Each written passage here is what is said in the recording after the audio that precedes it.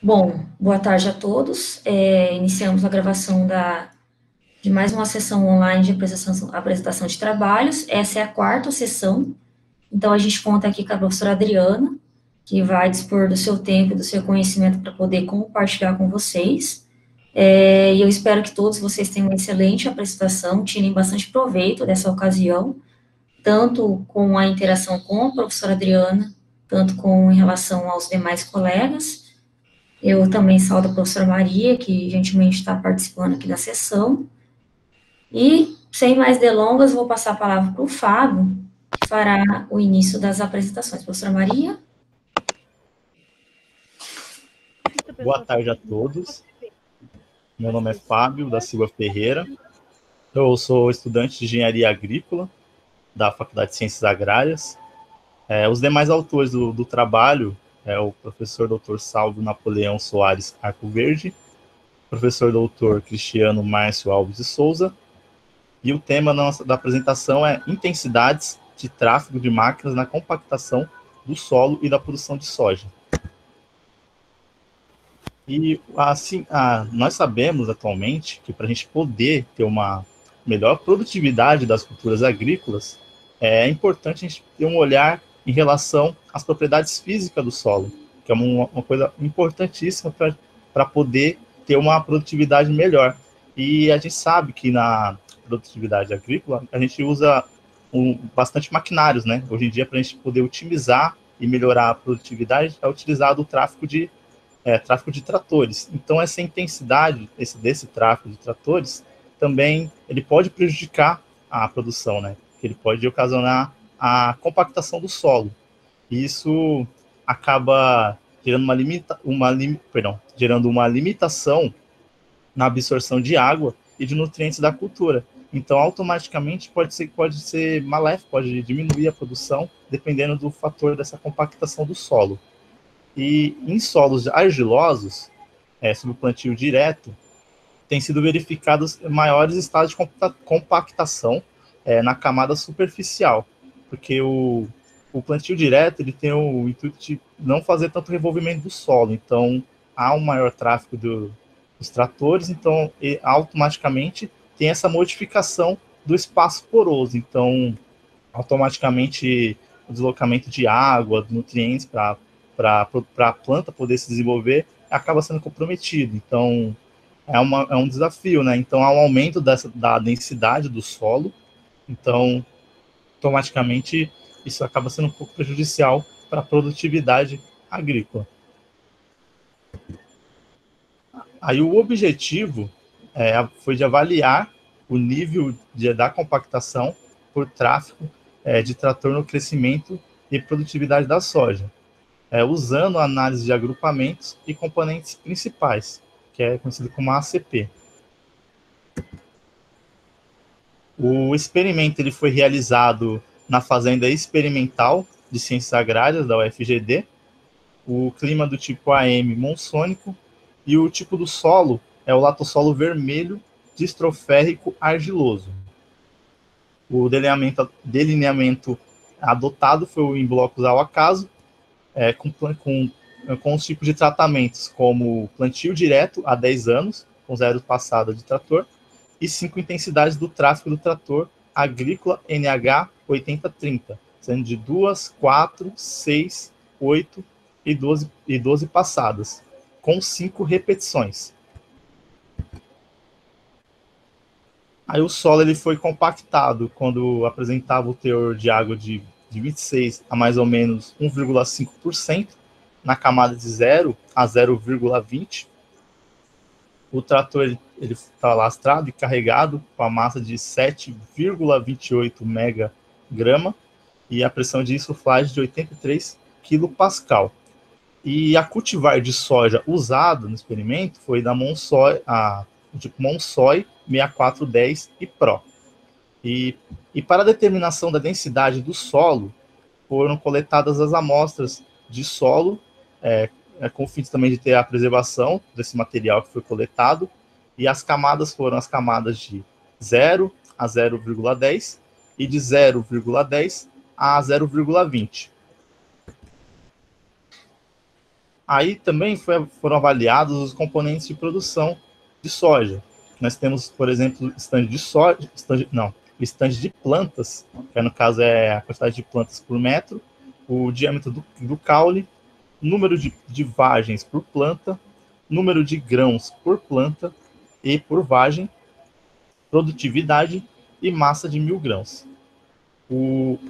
Foi adotada uma análise de agrupamento hierárquica devido a essa quantidade enorme de variáveis para ser trabalhado, e foi feito o cálculo da distância euclidiana, e também foi adotado o algoritmo de Ward para a obtenção dos agrupamentos e esses acessos similares. Aí aqui nós temos um dendrograma, resultante dessa análise hierárquica. E a partir dessa análise do dendrograma, do valor aproximadamente de 160 a 350, foi possível fazer essa divisão de 3 acessos. Que o primeiro acesso, como a gente pode ver no slide, ele representa altas produtividades de soja. No acesso 2, ele representa de média produtividade de soja, e o acesso 3 é de baixa produtividade. Aí aqui nós temos também 2 figuras que tratam da dispersão dos atributos avaliados no latossolo vermelho sobre diferentes intensidades do tráfego do trator. Aí, a partir disso, também foi possível a gente discriminar, né, quais os agrupamentos, assim, quais agrupamentos se encaixavam em determinados acessos, né? Nós temos os 3 acessos, e a partir dessa análise pelo programa foi dado 2 componentes principais, né? E aí componente principal 1 de 42,24%, componente 2 de 18,47%. E a partir dessa análise foi discriminado os 3 agrupamentos. No grupamento 1, nós temos o número de grãos por plantas, o número de grãos número de vagem por planta e o diâmetro. Então, ele faz parte do grupo de alta produtividade. Já no grupo 2, foi identificado stand, né, mais o stand de plantas e o diâmetro. Né?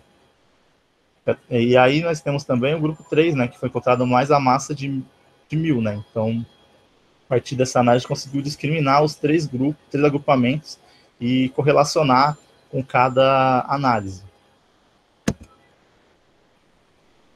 E assim foi possível a gente caracterizar, né? Então, podemos observar que nos grupos 1 e 2, que é o grupo de alta produtividade e o grupo de baixa, o grupo de alta produtividade e o de média, a gente consegue caracterizar por plantas mais desenvolvidas, enquanto no grupo 3 é caracterizado por maior massa de 1.000 grãos, né?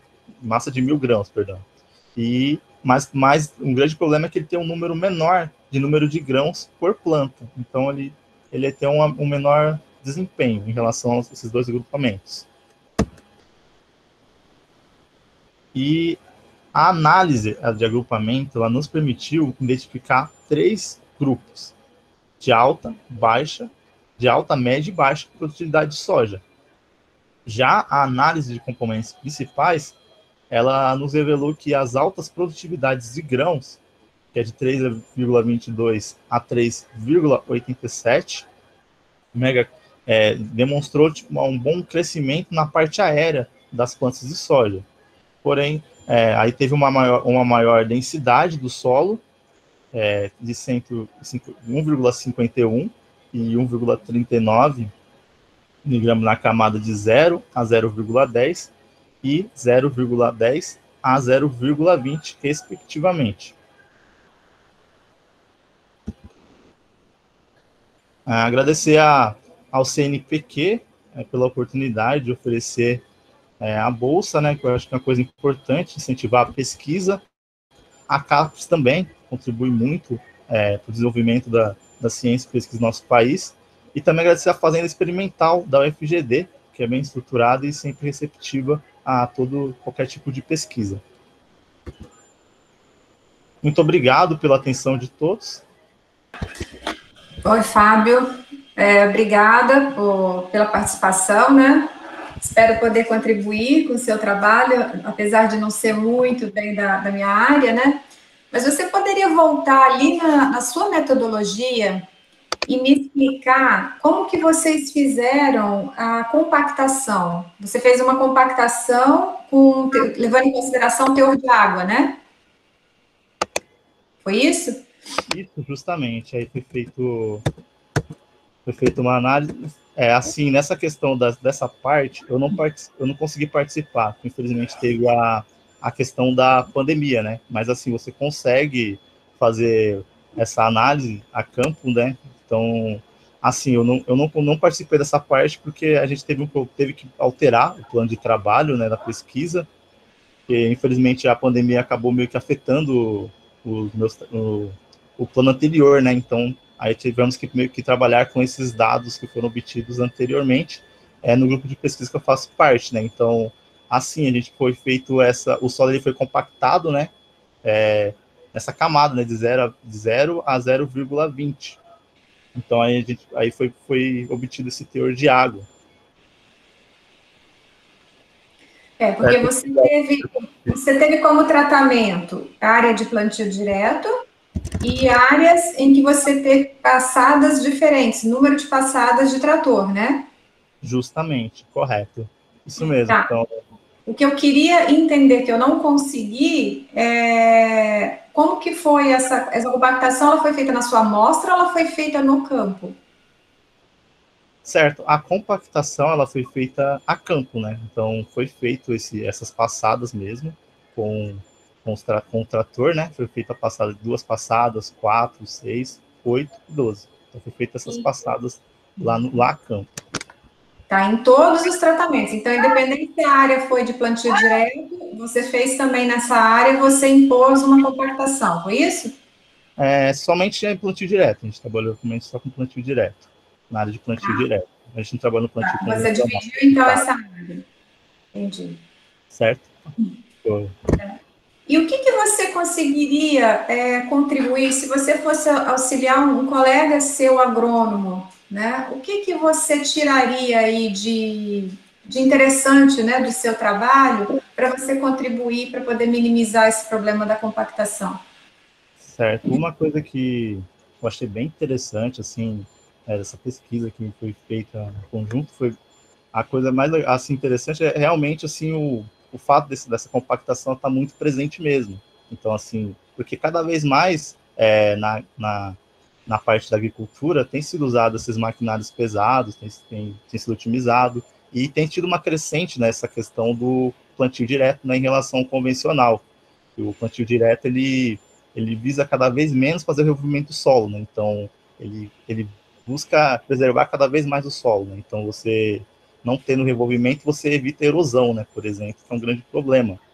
Então foi bem interessante porque nós podemos adotar várias práticas, por exemplo, na agronomia, por exemplo, a palhada, né? É uma coisa muito forte para você tentar amenizar esse problema da compactação.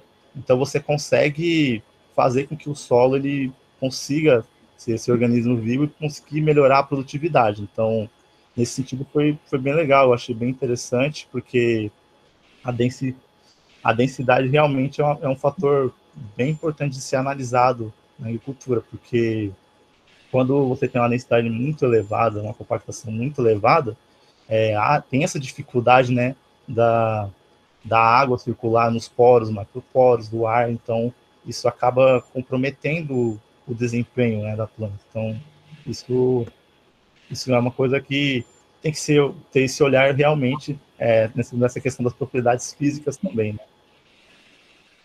Ok, a questão do plantio direto que você não pode esquecer, Fábio, não sei se vocês estudam isso muito a fundo, é que é muito importante, né? Uma das preconizações do plantio direto é a presença da palhada, né? Porque se você não tiver uma quantidade de palha, né, que cubra a área, você entra com o termo de plantio semidireto, né? E aí nessa condição, talvez, né? Se você entrar com o maquinário depois, aí você vai impor uma maior pressão realmente no solo.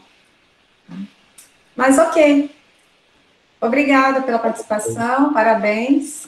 Tá? Obrigado, hein? Uma ótima tarde. Muito obrigado. Satisfeita. Obrigada, Fábio, parabéns. Agora é a Jéssica. Obrigada. Olá, boa tarde. Meu nome é Jéssica Figueiredo e eu vou apresentar um trabalho cujo título é Crescimento de plantas de araruta em função de arranjo de plantas e de tipos de rizoma. Também participaram no trabalho Néstor Antônio Heredia Zalad, Diego Menani Reide, Maria do Carmo Vieira, Mariana Lescangeste e Cleberton Correia Santos. A araruta, tendo seu nome científico Maranta arundinaceae L., é uma planta herbácea que produz rizomas ricos em amidos, com elevadas qualidades nutricionais e de alto valor econômico empregado.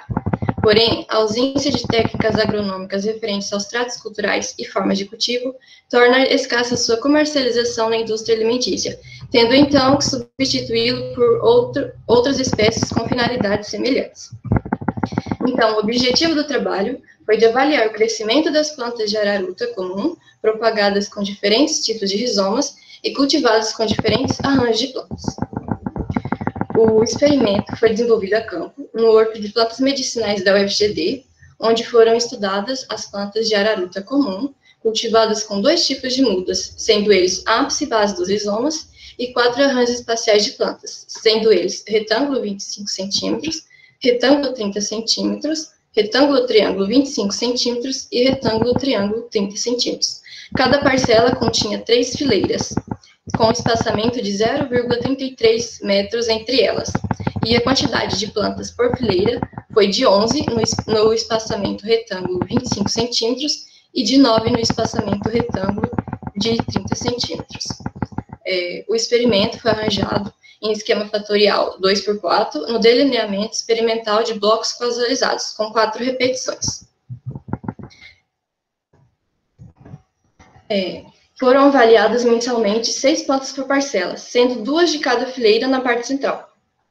Essas plantas, elas foram marcadas para sempre serem as mesmas utilizadas nas avaliações. E as características avaliadas por planta foram a altura de plantas, o diâmetro do pseudocaule, o índice relativo de clorofila e o número de folhas por planta. E os dados tomados ao longo do ciclo de cultivo foram analisados em parcelas subdivididas no tempo e submetidos à análise de regressão a 5% de probabilidade. E os resultados. A altura de plantas teve crescimento linear e foi influenciado significativamente pelo fator época de avaliação, sendo o maior valor de altura de 69,22 centímetros aos 180 dias após o plantio.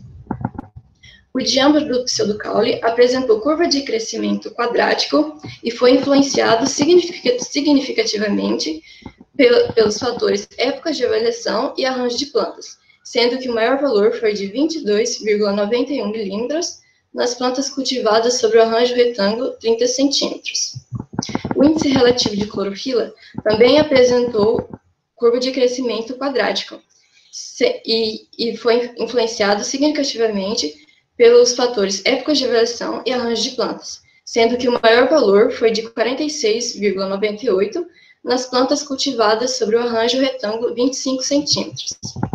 O número de folhas por planta foi influenciado pela interação épocas e tipo de rizoma, sendo que o maior valor foi de 31,72, utilizando o rizoma tipo ápice, e também foi influenciado significativamente pelos fatores épocas e arranjo de plantas, sendo que o maior valor foi de 33 no arranjo retângulo, triângulo, 30 centímetros.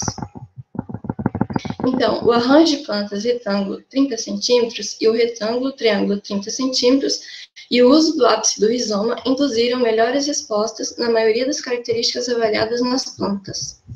Agradeço ao CNPq pela bolsa concedida, à Fundect e ao FGD pelos recursos financeiros. Obrigada.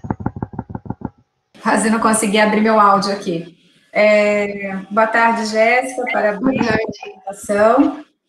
Jéssica, vocês utilizaram uma forma de adubação? Não. Como vocês conseguiram isolar só pelo tamanho do rizoma mesmo, para poder olhar a produtividade? Foi a mesma adubação em todos? Não foi feita adubação. Não foi feito? Não. E existe uma época recomendada para cultivo de araruta? De agosto a outubro, se não me engano. O trabalho de vocês foi casa de vegetação? Não, foi a campo mesmo. É campo? Isso. Tá, então se você for fazer uma recomendação, você recomendaria um rizoma de 30 centímetros, que foi o que obteve melhores resultados, né, em termos de produtividade. Na verdade, é o arranjo, 30 centímetros. Na verdade, o uso do ápice, o rizoma tipo ápice, que induziu melhores respostas. Sim. Mas o arranjo que induziram melhores respostas foi o retângulo 30 centímetros e retângulo triângulo 30 centímetros. Ok. Obrigada, Jéssica. Nada. Agora é o Guilherme. Guilherme? Pode começar? Pode, por favor, pode projetar. Eu gostaria de saudar o professor Nestor e o professor Cristiano Márcio, que entraram também na sala. Sejam bem-vindos, tá? Nossa, a conexão tá bem estável, já entrou, tá? Boa apresentação, tá, Guilherme? Beleza, tudo ok? Todo mundo olhando? Sim, tá perfeito. Tá, boa tarde a todos. Meu nome é Guilherme Santos Perrupato. Meu trabalho em conjunto com a professora doutora Lívia David e a professora Lilian Maria Rudabach. Pessoal, o título do meu trabalho: Isolamento e Inoculação de Fitopatógenos da Mandioca, Antracnose, Bacteriose, Superalongamento.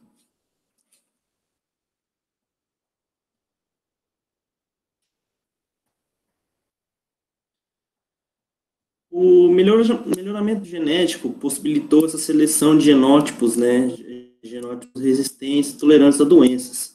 As doenças mais importantes que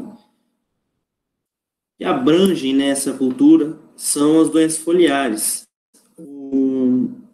Mesmo sendo doenças foliares, essas doenças acabam atrapalhando, digamos assim, mesmo que sejam só foliares, né, não é do objetivo, mas a mandioca ela precisa de reserva, né, que é guardada na raiz.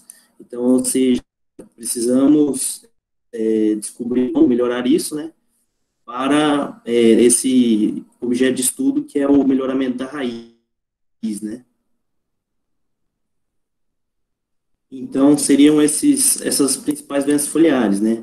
O que seriam as doenças foliares? Seriam as doenças que afetam a taxa fotossintética, diminui a área foliar e, consequentemente, a fotossíntese. Aqui as principais: antracnose, bacteriose e superalongamento. O objetivo do trabalho: isolar e inocular os agentes causais da antracnose, que seriam o coletótrico, bacteriose, xantomonas e suplemento, nos excessos de mandioca. O experimento foi localizado na fazenda experimental da FGD, né? O material foi coletado lá. O experimento, esse ano, teve uma área de 1.000 hectares, 5.000 metros quadrados. Ano passado, ele foi de 1 hectare, né? 10.000 metros quadrados.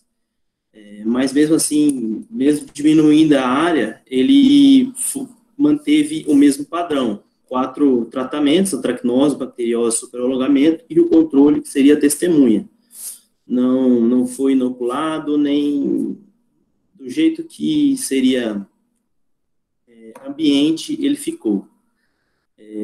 A coleta feita na FAECA, esse material coletado, que material vegetal, né, ou seja, folhas, essas folhas foram levadas para o laboratório de fitopatologia para posterior isolamento.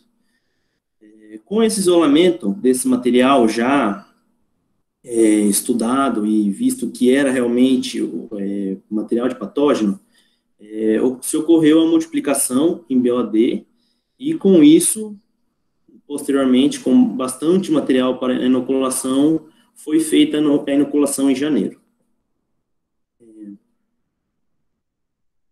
Os meios de cultura utilizados para essa multiplicação foram BDA, batata destrose agar, e MB1. foi mais usado para bacteriose.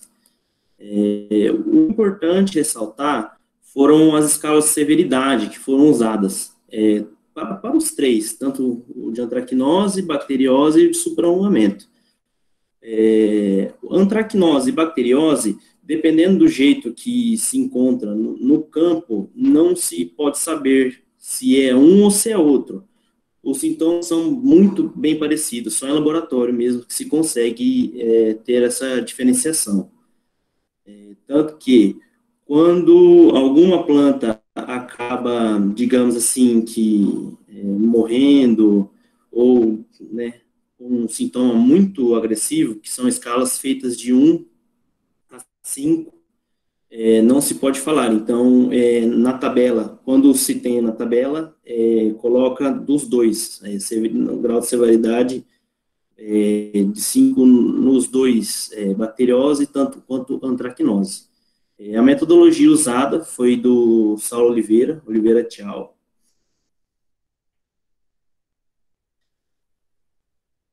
Os resultados. O esfaciloma, ele se tornou inviável na etapa de multiplicação.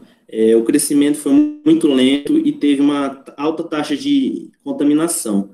Mesmo se usando a câmara de fluxo, enrolando essas placas de Petri que foram usadas para a multiplicação, mesmo assim, se ocorreu muita contaminação. O coletóctrico e o xantomonas, eles foram inoculados, né, após 3 meses de plantio, ou seja, foram inoculados em janeiro, sempre seguindo a metodologia de inoculação em horário mais ameno do dia, para não inviabilizar o material. Também o que foi observado foram os sintomas aparentes das doenças antes mesmo da inoculação. É engraçado porque aqui na nossa região não se tem, não é expressivo, mas, porém, em outras regiões como Fátima, Viema, Glória de Dourados, com outro tipo de solo, se tem muitas áreas de mandioca. E pode ser que, não sei, pode ser que tenha, caso tenha muito aqui em Dourados, vai ocorrer bastante essas doenças. E após a inoculação, se observou bastante o aumento de severidades das injúrias. Se plantas que tinham doença visíveis, digamos, na escala 1, após algum tempo, após semanas, elas já estavam de 3 para 4, 4 para 5. Aqui, como podemos ver, são as placas, né, com o material. No caso, esse material era o coletótrico. Aqui, mais ou menos, eles estão em mais uma semana, por aí, após o isolamento, né? Estão multiplicando. A figura 2 é o preparo dos inóculos na bomba costal para inoculação, pulverização, né? Pulverizador. E a figura 3 é essa pulverização no horário mais ameno do dia, lá no experimento, no campo Tafeca. A haste de mandioca já apresentando sintomas aqui da antracnose, o cancro, apresentando esse cancro na haste. A figura 5, essa já apresenta bem severo também, de bacteriose na área foliar. Possivelmente aí essa planta, daqui posteriormente 2 meses, já não vai ter mais esse pecíolo.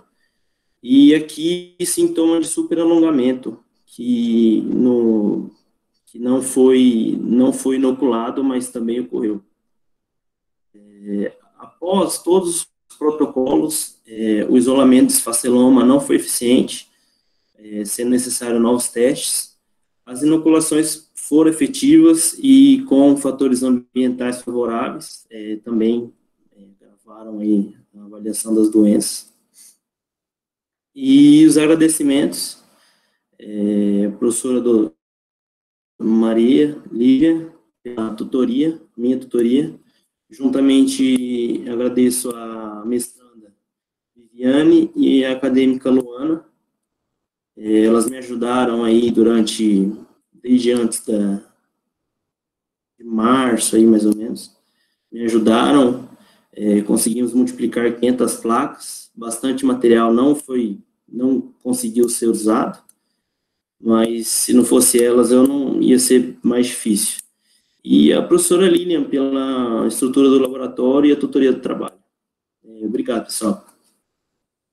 Boa tarde, Guilherme. Parabéns pela apresentação. Guilherme, o que te incentivou a trabalhar com doenças na cultura da mandioca? Professora, um pouco conhecimento, era uma área que eu não tinha, digamos, bastante contato. A professora Lívia foi quem me incentivou bastante. Eu já estava em outra parte do experimento, na parte mais da prática, né, de ajudando o pessoal. Essa parte eu nunca tinha mexido, mas foi um desafio, assim, é muita metodologia. Eu que sempre fui uma pessoa que nunca gostei muito de fazer tudo regrado, foi bem difícil, porque cada hora tem que esperar 121 graus a cada, por exemplo, 30 minutos lá na fazer o PDA. Trabalhar com patógenos em laboratório, né, requer bastante paciência. Não deixar, vamos dizer, 10 minutos antes de mexer, da contaminação. Então, é uma coisa bem regrada mesmo.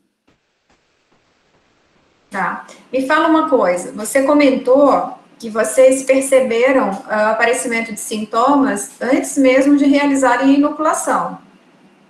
Sim. Vocês isolaram esses sintomas para confirmar se realmente eram sintomas de patógeno ou vocês só confrontaram com os sintomas que manifestaram depois da inoculação? Então, professora, a Viviane até chegou a pegar, assim, essas folhas que apresentavam sintomas, mas não se teve certeza.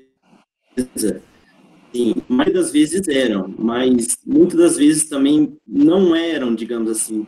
Mas realmente a maioria era sim. Se teve a comprovação, a professora Lília teve a comprovação que eram sim esses patógenos que apresentavam sintomas. Então, teria que fazer mais testes, né, mais vezes para se falar alguma coisa, se é certeza que, por exemplo, você vai lá hoje ver uma folha, se ou se não é de novo, né, mas era assim. Tá, mas de qualquer maneira vocês observaram os sintomas, tanto do coletótrico quanto das xantomonas, antes de vocês inocularem, foi isso? É que lá no campo, professora, não se consegue ter essa certeza se é coletótrico ou se é xantomonas. Os sintomas são muito parecidos, mas a certeza é que é um dos dois. Porém, não se pode ter ser assertivo quanto a isso, se é um ou se é outro. Tá. E vocês encerraram o trabalho depois do isolamento, depois da inoculação, ou vocês acompanharam até a produtividade? Não, se acompanhou até a colheita, mas é mais para dados, ainda como o experimento é anual, né, da professora, então esses dados são coletados e são comparados ano a ano. Ah, tá, ok. Ok, Guilherme. Obrigada pela apresentação. Obrigada, viu? Pode fechar seu microfone. Agora, o próximo, a professora Maria do Carmo pediu para a gente pular o Matheus. Em todo caso, vai ser o Ivo. Tudo certo aí? Ok. Certo. Tá perfeito, tá? Então, boa apresentação. Ok? A palavra está com você. Aí, só para fazer o marco, agora está na nossa sala 15h08, 15h09, você tem 10 minutos, então até 15h19, tá ok? Boa apresentação, tá? Tá bom, obrigado. O título do meu trabalho, tá, foi Produção de Matéria Seca de Braquiária brisanta e Braquiária rusiziensis. Isso no consórcio com feijão calpi na segunda safra. Eu me chamo Ivo José, tá? E os integrantes do grupo de pesquisa é o Bruno, a Suzielen, o Mohamed e a professora Mariana Zampar. Então, por que, né, fazer essa avaliação de matéria seca de forragem? A gente sabe que os produtores, na entre safra, eles têm um problema devido a restrições hídricas, né, as faltas de chuva. E isso acarreta uma baixa disponibilidade nas forragens, né. Com o consórcio, consorciando feijão calpi com espécies forrageiras, a gente visa o produtor para ele otimizar os recursos da área dele, né, e além disso, né, o consórcio visa também o produtor colher os grãos, né, para que ele possa colher os grãos de feijão calpi e beneficiar simultaneamente a espécie forrageira, né. Dadas essas premissas, né, o objetivo teve como avaliar, né, duas espécies forrageiras, Braquiária brisanta e Braquiária rusiziensis, cultivada no sistema solteiro e em consórcio com feijão calpi. A implantação do experimento foi na FAECA, né, na Fazenda Experimental de Ciências Agrárias da UFGD, né, localizada na UFGD, em Dourados MS.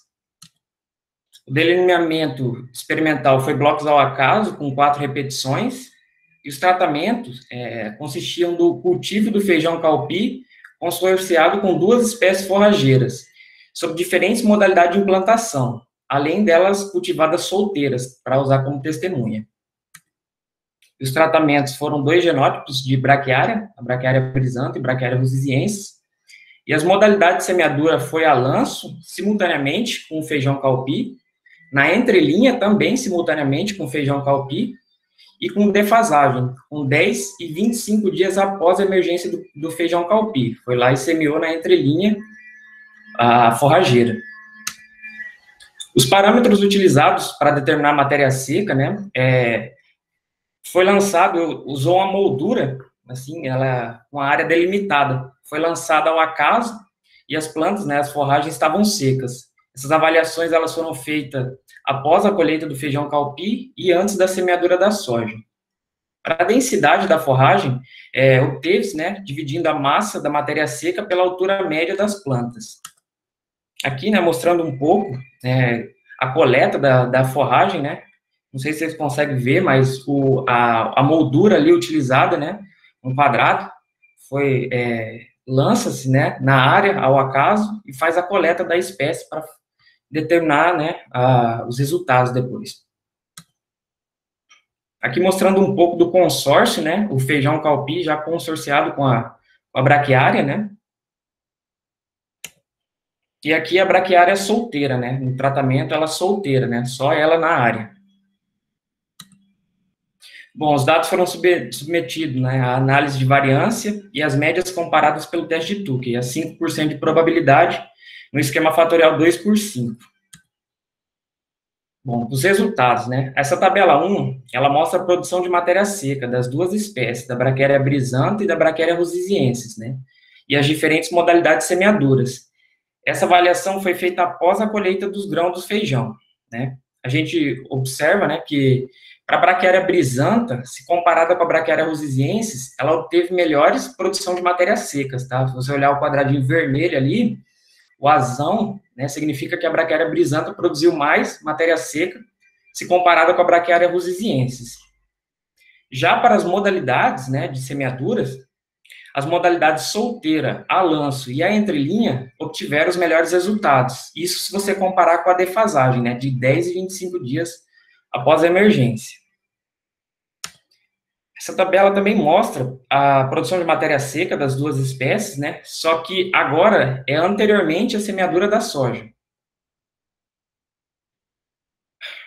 A Braquiária brisanta, ela obteve os melhores resultados, né? Se você comparar aqui as letras minúsculas, o azinho da Braquiária brisanta, solteira e entre linhas, né? Isso quer dizer que ela foi melhor solteira e entre linhas se você comparar a lanço, né? Já a lanço e com as defasagens, obteve os menores resultados. A Braquiária rusesiensis, a solteira, a lance e a entrelinha também foi melhor se você comparar com a defasagem. Já comparando as duas espécies, a Braquiária brisanta e a rusesiensis, a Braquiária brisanta solteira e na entrelinha foi melhor que a rusesiensis. Isso confirma-se com o azão maiúsculo lá. A brisanta ficou com azão maiúsculo e a rusesiensis com bezão, né? Isso quer dizer que a Braquiária brisanta solteira e entrelinha foi melhor que a rusesiensis. Para as outras modalidades, elas não diferiram estatisticamente.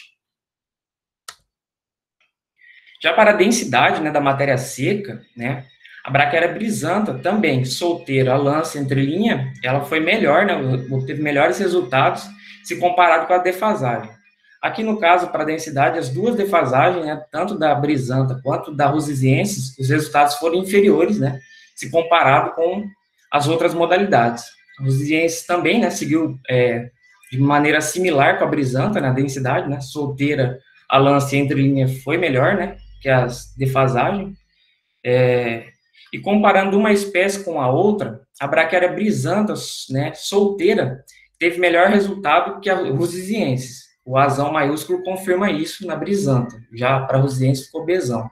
E a rusesiensis, a lance foi melhor do que a brisanta, tá? Teve o azão lá da rusesiensis, já a brisanta teve o bezão na modalidade a lanço. Já para as outras modalidades não houve diferença estatística, tá? Bom, concluindo, né,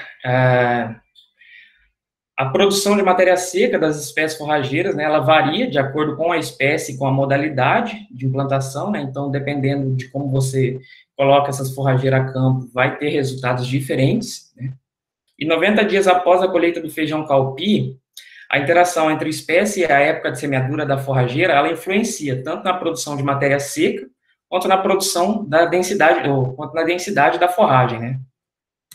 E para as modalidades de consórcio com defasagem, né, tanto para 10 e 25 dias após a emergência, elas reduzem, né, tanto a produção de matéria seca, quanto a densidade das forragens, né, se você comparar a defasagem com outros modelos de implantação. Tenho que agradecer só a Fazenda Experimental da UFGD, né, a FAECA, pelo apoio, né, à condução aí do projeto de pesquisa. E agradecer a todos aí por assistir a apresentação. Muito obrigado. Boa tarde, Ivo. Bom revê-lo, né? Foi nosso amigo. Foi, sim. Ivo, o que vocês tinham nessa área antes? Vocês fizeram o consórcio e, em seguida, vocês entrariam com soja, né? Isso. E no ano anterior? Professora, no ano anterior eu não sei o que tinha. Eu acredito que estava em Pousio até. Ah, tá. E como que foi a disponibilidade hídrica aí nessa época da condução do trabalho? Houve um tempo que faltou, sim, chuva. Teve até geadas, né? Então, houve falta de chuva, geadas. Nosso experimento tinha um prazo de 2 anos, né? Era para fazer a primeira, né? E, posteriormente, era para fazer de novo, repetir, né? Mas, por causa da pandemia, ia ser feito esse ano, né? A segunda parte. Então, a gente só ficou com uma parte, né? Então, não tem muito como comparar, né? Uma com a outra, porque só foi 1 ano de experimento. Né? Uhum. Chegaram a fazer alguma análise de nitrogênio nas plantas?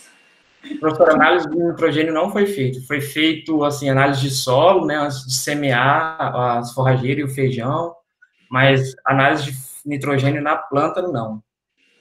Uhum. Então, de uma forma geral, você acha que a brisanta, ela teve um comportamento bem melhor, né, em produção de massa, né? Sim, produção de massa, eu acredito que a brisanta, ela sobressaiu sobre a rusesiensis. Uhum. E vocês já encerraram o trabalho ou pretendem ainda esperar a pandemia fazer uma outra avaliação? Foi feita a colheita, né, da soja na área, né, aí, posteriormente, a professora semeou a aveia lá, então a gente encerrou, sim, o experimento. Ah, tá, ok. Ok, então, Ivo, parabéns pelo trabalho. Muito obrigado, professor. Obrigada. Parabéns, Ivo, muito obrigada. Bom, agora seria o Matheus, mas a pedido da professora Maria, a gente vai deixar a professora Adriana caiu.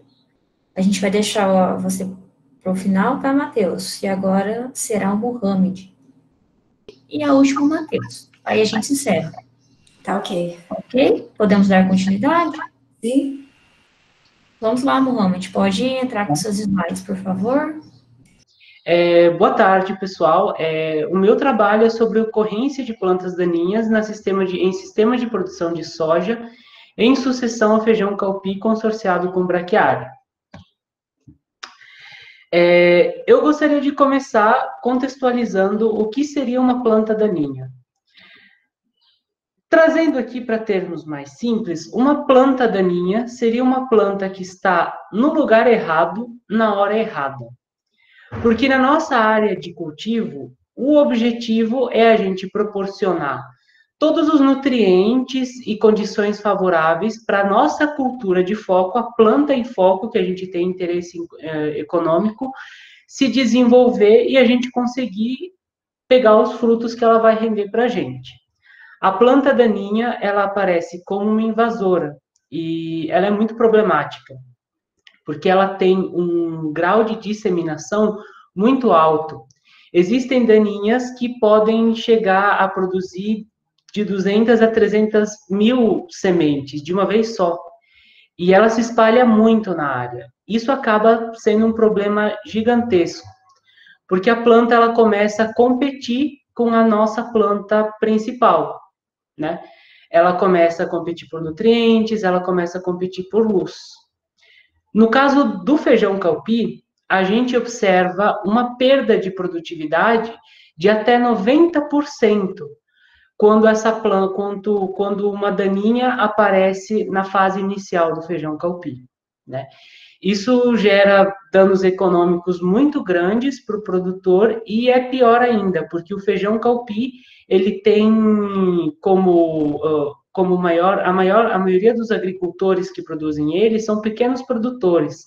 É uma coisa mais focada para a agricultura familiar, o calpi. Bom, na soja, a gente tem mais facilidade porque a gente pode utilizar outros métodos, pode utilizar métodos de controle químico para suprimir essas daninhas. Herbicidas, pode ser utilizado tranquilamente, desde que seja utilizado da forma correta.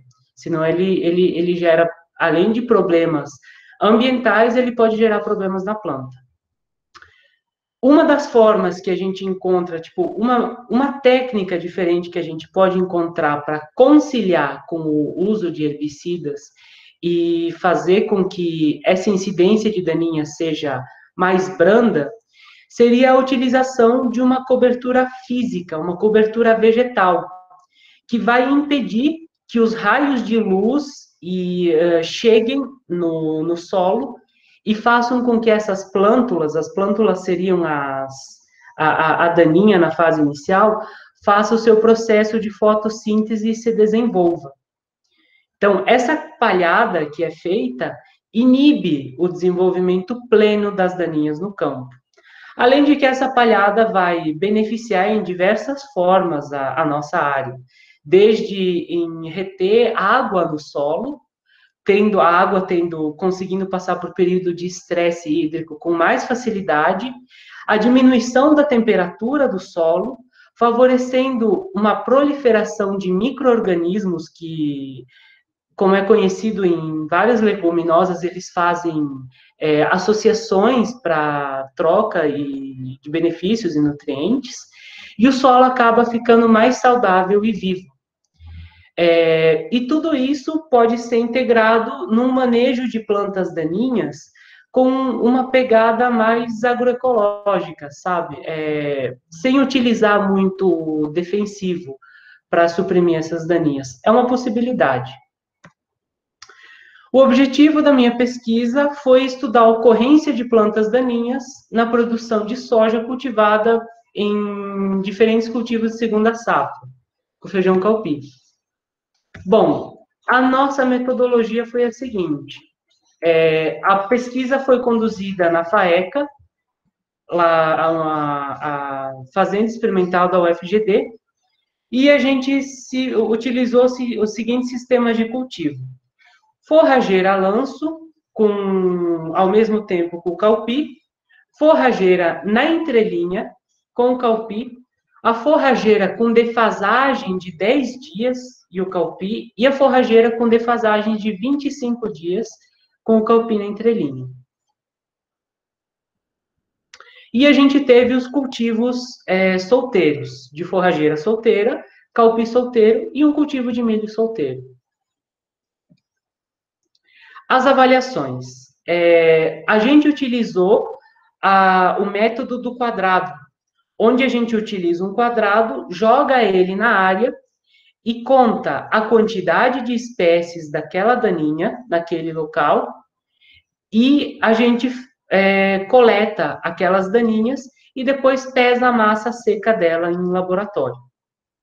Foram realizadas 2 avaliações, uma antes do cultivo da soja e outra após o cultivo da soja. Aqui, eu realizando a avaliação no campo e uma daninha que a gente encontrou aí. Outra avaliação que a gente realizou foi a do banco de sementes, porque quando a daninha está se desenvolvendo, ela dispersa as sementes dela, as sementes continuam no campo e algumas ficam em estado de dormência.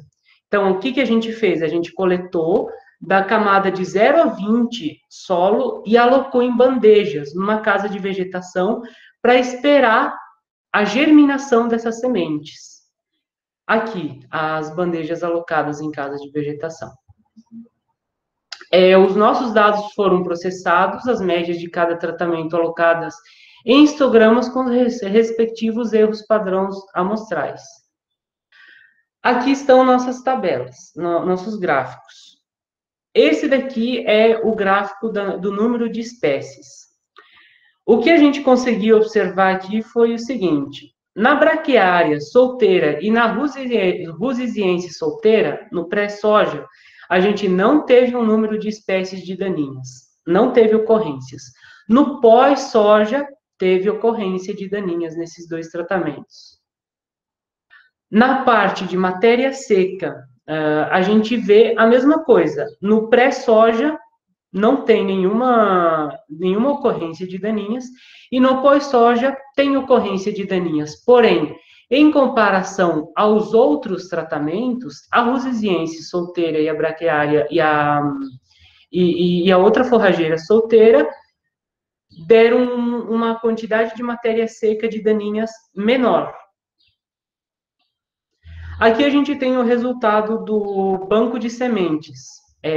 A gente tem as 2 principais daninhas que apareceram nos tratamentos. A primeira é a Richardia brasiliensis, a poaia branca, e a segunda é a Eleusine indica, o pé de galinha. Foi as que a gente conseguiu identificar no banco de sementes, as que as sementes conseguiram germinar e a gente conseguiu avaliar. E o que eu concluo com esse trabalho? Bom, vai depender muito do cultivo adotado na segunda safra, né? Se a gente fizer colocar a cobertura vegetal no solo, a gente consegue observar que isso vai afetar na ocorrência das daninhas, porque ressaltando aquilo que eu falei no início. Quando você coloca uma cobertura vegetal sobre o solo, e você inibe o desenvolvimento das plantas que estão aí, né? E o efeito dessa cobertura persistiu ao longo do tempo, após o cultivo de verão. Isso é legal ressaltar, porque está relacionado com a relação carbono-nitrogênio da forrageira. Ela tem tecidos muito lignificados que, em comparação a uma leguminosa, demoram muito mais para se decompor e ficam mais tempo no campo. E eu queria agradecer os colegas do Núcleo de Pesquisa em Agricultura Sustentável e a Fazenda e a FAECA da UFGD, por ter disponibilizado o espaço para a gente realizar a pesquisa. Parabéns, Mohamed, né? Mohamed que fala? Sim. Parabéns, Mohamed, pela apresentação, pelo trabalho. Eu gostaria que você me explicasse novamente qual que é a função da palhada no controle de plantas daninhas? Tá.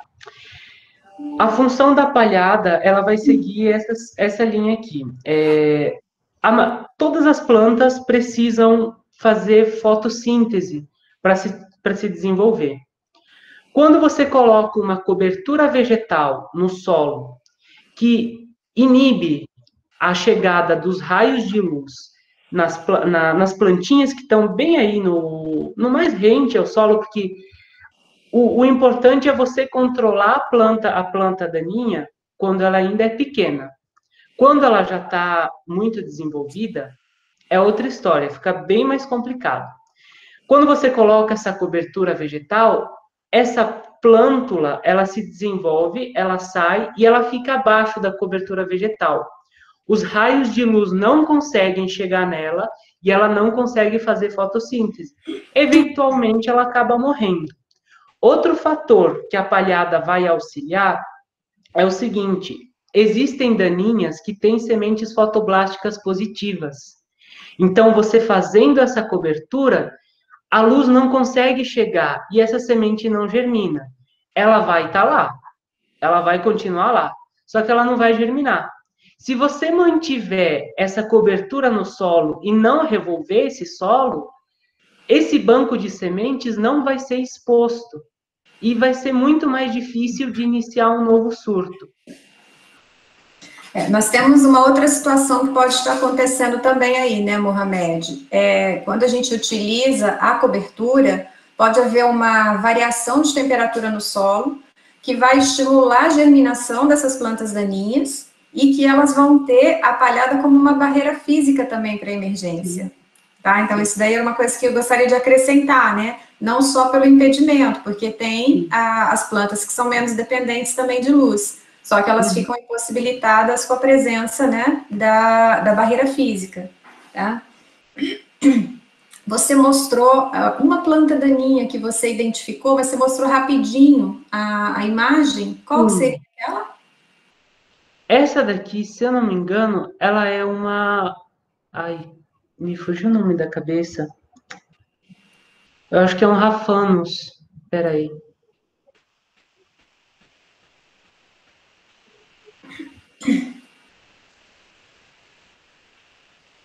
Essa daqui. Eu não lembro o nome dela. Não lembro o nome dela. Vou ficar devendo isso para você.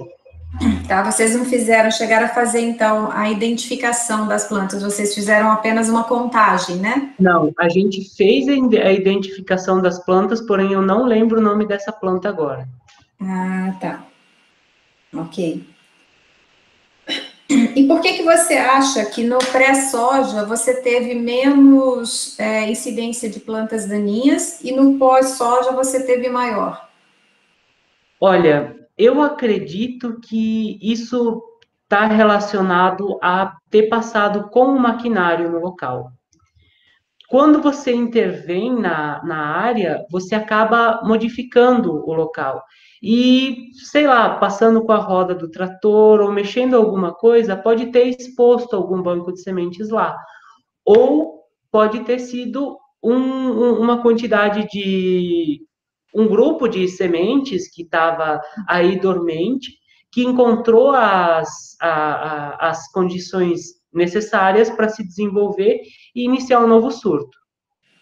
Tá, porque, assim, no geral, nos trabalhos que são encontrados sobre a área, quando você utiliza a palhada, não ocorre, tipo, essa proliferação a mais, como ocorreu aqui. Uhum. E que você sabe que cultura que estava antes da soja, na área? Antes da soja era o feijão calpi. Porque normalmente a gente tem um rodízio também, né? Quando você rotaciona as culturas, você acaba modificando o ambiente, né? Pelo próprio desenvolvimento, né, arquitetônico da cultura, e também a questão do fungicida, do herbicida utilizado. Isso daí pode ter influenciado, né? Mas ok. Era isso que eu queria perguntar, tá? Parabéns pelo trabalho. Obrigado, viu? Parabéns, Mohamed. Obrigada. Por fim, agora vamos para o Matheus. Tudo certo aí, Matheus? Tudo certo, boa tarde, pessoal.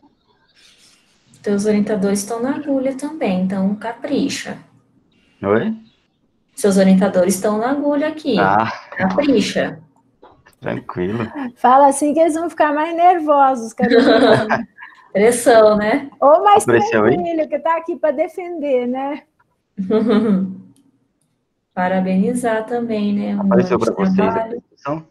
Apareceu, tá tudo certinho, tá? Então, agora é só apresentar. Boa apresentação, tá? Agora são 15h39 no relógio aqui da sala. Uhum. Você tem 10 minutos até 15h49. Tá ok? Tá. Eu estarei falando hoje sobre a produtividade de flores de capuchinha, a Tropaelum majus, sobre 3 populações, que seriam 3 espaçamentos diferentes de plantas, e a utilização do bocache. Os autores sou eu, Matheus Pessante, Maria do Carmo, o Néstor e o Luiz Felipe. A capuchinha, ela é uma planta medicinal com diversos benefícios para a nossa saúde, como antisséptica, ela é purgante, tônica, digestiva, também é muito utilizada para desinfetantes das vias urinárias e até para antidepressão. Como hortaliça, ela é muito utilizada na salada da população brasileira, né? E toda a parte aérea, ela é comestível, como caules, folhas, flores, botões florais e ademais. As folhas e as flores, elas são ricas em vitamina C e sais minerais, como nitrogênio, iodo, e entre outros. Como a capuchinha, ela é uma planta medicinal, ela não é tão utilizada e tão cultivada como grandes culturas, tais como soja, milho, algodão. Por isso, ainda não há tratos culturais bem definidos para ela. Ou seja, a gente não sabe certinho o que vai influenciar ela ter uma maior produtividade. Desse modo, a gente está estudando populações de plantas, que seriam os espaçamentos, e a utilização de resíduos orgânicos. O resíduo orgânico que a gente utilizou é o bocache, o fértil bocache. Ele é um ativador orgânico que, quando aplicado ao solo, ele promove equilíbrio biológico, ele diminui a incidência de plantas daninhas, estimula mais o desenvolvimento radicular e auxilia também na diminuição e controle das doenças. O objetivo do nosso trabalho, então, é avaliar diferentes espaçamentos entre plantas, que seria a população, associados ou não à aplicação desse composto fermentado conhecido como bocache, para a gente saber qual seria o melhor manejo para a gente obter uma produtividade maior nessas plantas de capuchinha. Materiais e métodos, o trabalho foi desenvolvido na Universidade Federal da Grande Dourados, UFGD, mais especificadamente no Horto de Plantas Medicinais. Fatores de estudo foi o espaçamento entre plantas de 20, 30 e 40 centímetros e associados ou não à aplicação desse biofertilizante ao solo. Esse biofertilizante ele pode ser utilizado tanto na folha, né, na planta em si, e também no solo. Só que, devido ao nosso biofertilizante, na descrição dele está falando que era bom a gente utilizar no solo, para promover aqueles benefícios que eu acabei de dizer. Arranjo experimental foi em esquema fatorial 3x2, no delineamento de blocos casualizados, com 5 repetições. A área total, cada parcela, na verdade, foi de 2 metros quadrados, 1 metro de largura e 2 de comprimento, e o bocache ele foi aplicado no solo, na dose de 15 ml, a cada 15 dias, até o início das colheitas das flores, que foram normalmente 45 dias após o transplante. As colheitas das flores, elas foram realizadas 2 vezes na semana, normalmente na quarta-feira e aos sábados, né? E quando essas flores foram colhidas, desde os 45 dias até os 90 dias após o plantio, cada colheita foi avaliado o número de flores, né, a massa seca dessas flores e também a massa fresca dessas flores. Para a obtenção das massas frescas, as plantas ou as flores, que a gente também colheu posteriormente ao término do desenvolvimento da nossa planta e das flores, a gente colheu a planta também. As flores, elas foram levadas e pesadas na balança digital, a gente colheu e já pesamos. E para a obtenção das massas secas, esse material ele foi colocado em um saco de papel e levado posteriormente a uma estufa de circulação de ar forçado de 60 a 65 graus até chegar na massa constante. E a produção foi o somatório de todas as colheitas durante o ciclo de cultivo. Resultados e discussões. A altura de plantas de capuchinha, na última colheita que a gente teve, ela foi diretamente influenciada pelo espaçamento entre plantas, onde obtivemos um maior valor de 36,99 centímetros das plantas, foram cultivadas sob espaçamento mais reduzido, que seria de 20 centímetros. Esse resultado, ele acaba mostrando que o adensamento contribuiu para o crescimento da planta, né, para o estilamento dessa planta, porque devido à competição por luz delas. O número de flores de capuchinha, ele foi influenciado significativamente pelos períodos de avaliação, ou seja, quando foi passando o tempo de avaliação, foram aumentando a nossa produtividade, onde teve um valor máximo de, aqui está mostrando o número de flores por hectare. O maior número de flores de capuchinha referente aos espaçamentos, e o maior número de flores, a maior massa seca e a maior massa fresca dessas flores, elas foram também influenciadas pelo espaçamento reduzido, que seriam de 20 centímetros entre plantas. Com relação aos períodos de colheita, a produção de massas frescas e massa seca apresentaram também crescimento linear conforme os dias, após o nosso transplante. Aí tivemos os valores máximos de 1.170 quilos por hectare, e de massa fresca, 74,27 de massa fresca. As massas frescas da parte aérea da planta, que a gente colheu posteriormente ao término da produção, da produtividade de flores, a gente foi e pesamos a massa fresca das plantas, e onde apresentaram diferenças significativas entre os tratamentos. Onde tivemos a maior massa fresca, foi de 984,45 quilos por hectare, foi nas plantas cultivadas sem a utilização desse biofertilizante, e com um espaçamento mais longe, né, de 40 centímetros entre plantas. E esses resultados acabaram mostrando que as plantas de capuchinha apresentam capacidade de adaptação fenotípica, né, que é uma característica dessa nossa espécie em estudo. Então, a produtividade de flor de capuchinha foi maior nas plantas cultivadas nos espaçamentos de 20 centímetros, tanto massa fresca, flores e massa seca, e a massa fresca da parte aérea foi cultivada em espaçamentos de 40 centímetros, e não houve, então, a influência significativa na adição do bocache ao solo. E aqui a gente tiramos algumas fotos do nosso experimento. Vocês conseguem ver, isso é no mesmo experimento, devido à polinização cruzada que teve, que eram muitas plantas juntas, perto, obtivemos diversas cores delas. Aqui a gente realizou as colheitas, foram normalmente às quarta-feira ou sábado, e outras de outras cores também. Eu agradeço ao CNPq pela bolsa concedida, ao FGD e à Fundect pelos recursos financeiros e aos nossos professores que nos ajudaram muito nesse experimento. E a vocês por estarem assistindo a nossa apresentação. Muito obrigado. Boa tarde, Matheus. Parabéns pela apresentação. Eu achei interessante você comentar, né, que você reduziu o espaçamento, ou a planta cresceu mais porque estiolou, e mesmo assim ela foi mais produtiva. Sim. É o que normalmente vocês observam nos trabalhos? Olha, normalmente é sempre ligado à produtividade com a altura das plantas, né? Por exemplo, uma planta cresceu muito, às vezes ela pode produzir muito. Por exemplo, a gente tem um hibiscus, tem hibiscos que acabam não crescendo muito por alguns fatores, como formiga que ataca, né? Desse modo, as que sempre estão maiores que as normais, sempre tem produtividade muito alta. Então, alguns trabalhos que a gente faz, sim, está meio que ligado à altura da planta, produtividade. Mas você, então, mesmo você verificando, né, o crescimento do caule, teve um acompanhamento do desenvolvimento de folhas, né? Sim, então, não dá para falar, então, que foi um estiolamento, talvez. Aham. É que só ele cresceu mais mesmo que a maioria, né?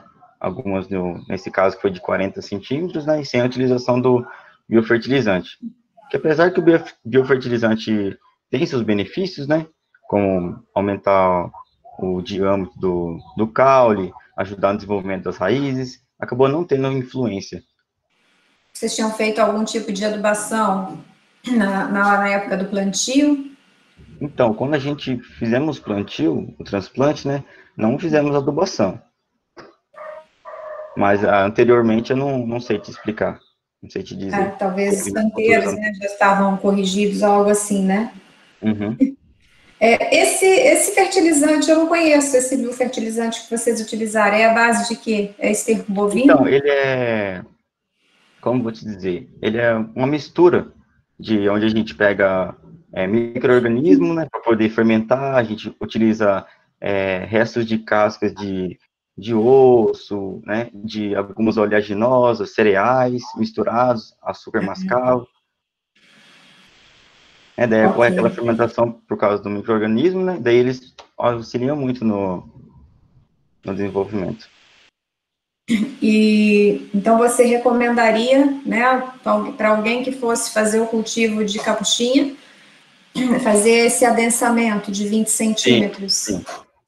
Quanto mais adensado, pelo menos no nosso experimento, quanto mais adensado, mais desenvolveu nossas plantas, e também a gente descartaria a utilização do biofertilizante, né, porque seria um gasto a mais e não ia ter uma influência significativa, né? Uhum. Ok, Matheus. Satisfeita, obrigada. Obrigado. Parabéns pelo trabalho. Obrigada, Matheus. Parabéns. Bom, nos encaminhamos agora para o encerramento. Como o aluno José Leonardo não vai conseguir entrar, essa foi a 6ª apresentação. Professora Adriana, a gente pede que você complete a ficha de avaliação e nos encaminhe no e-mail, tá? Você precisa dela digitalizada? Ou... Não tem necessidade, só preenchida já é suficiente, tá? No formato que você desejar, já nos basta, porque muito nos interessa o conteúdo da sua avaliação, tá? Então, não precisa se preocupar em relação ao prazo, como a gente tem sessão essa semana inteira e a que vem, você pode encaminhar assim que for possível dentro da sua agenda, tá?